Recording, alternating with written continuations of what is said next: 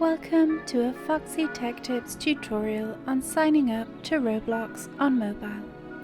If you find this tutorial helpful, please consider subscribing to my channel and liking the video.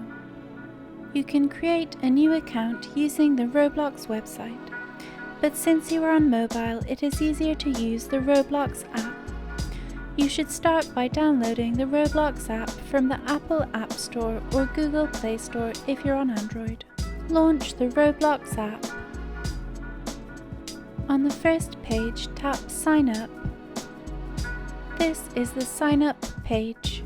The first step is to enter your birthday. Tap where it says Birthday and use the sliders to choose your birthday.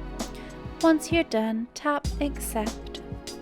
The next step is to choose a username for your Roblox account.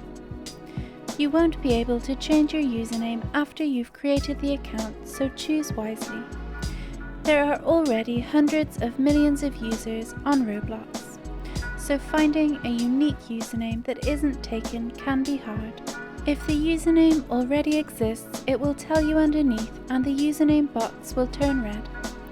If you have written a username that is available, the box will turn green and you can continue.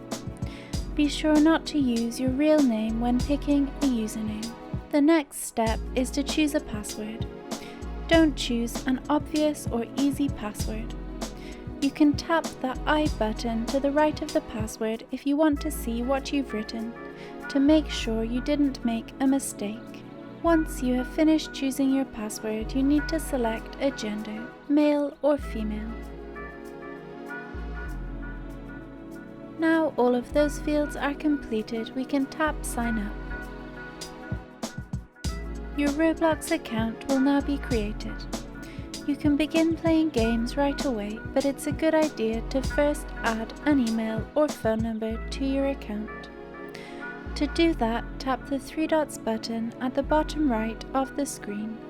In the More menu, scroll down and tap on Settings. In Settings, select Account Info.